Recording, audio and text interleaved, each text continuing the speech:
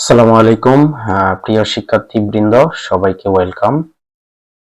আজকে আমরা English second পেপারের কলাম ম্যাচিং এর একটি প্রশ্ন সলভ করব।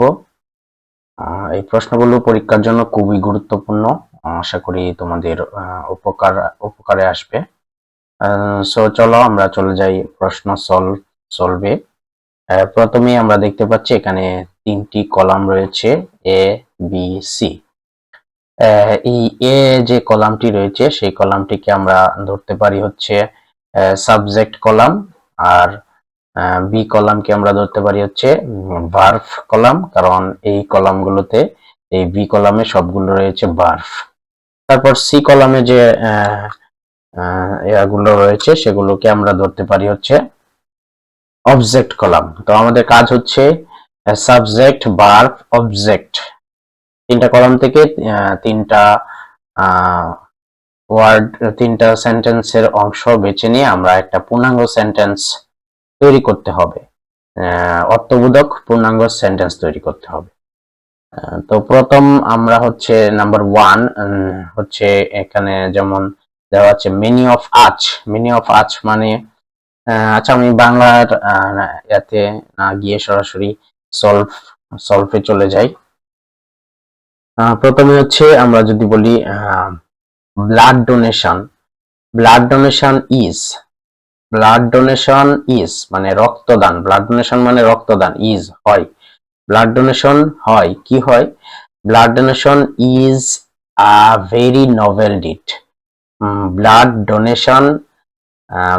ডোনেশন এখান থেকে ইজ আসবে, তারপর এখান থেকে ভেরি নোবেল ডিড এটা আসবে।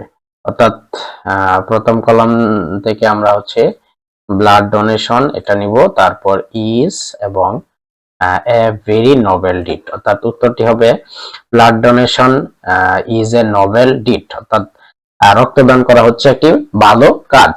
আচ্ছা, তারপর number 2। Number 2 by donating blood. By donating blood we save. এটার সাথে আমরা নিব সেভ এটাকে। তারপর save the life of a dying patient, অর্থাৎ রক্তদানের মাধ্যমে আমরা একজন শয্যাশায়ী রোগীকে আমরা কি বাঁচাতে পারি, সেভ করতে পারি।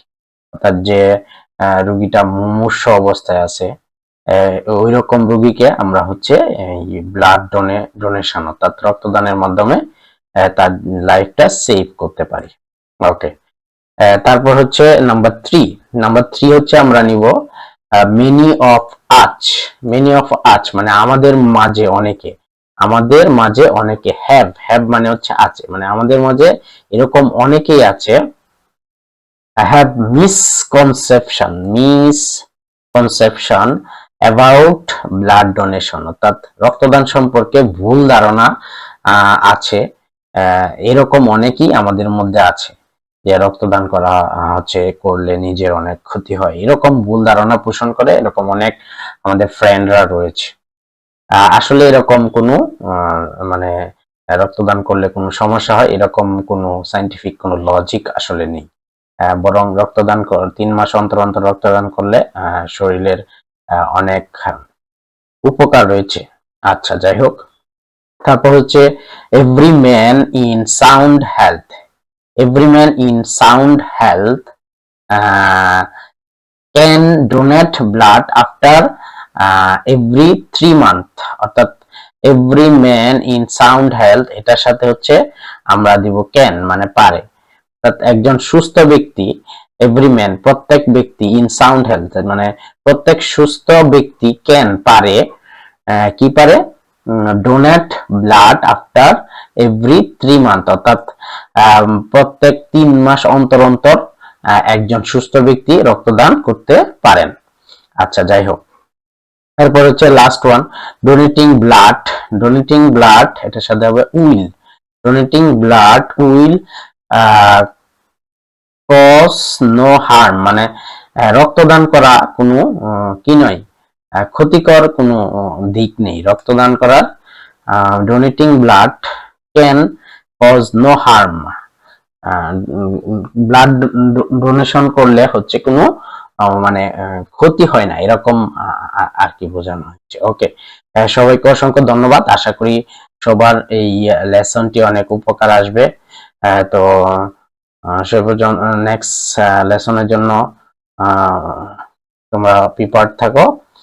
সে পর্যন্ত সবাই ভালো থাকো, সুস্থ থাকো। আসসালামু আলাইকুম।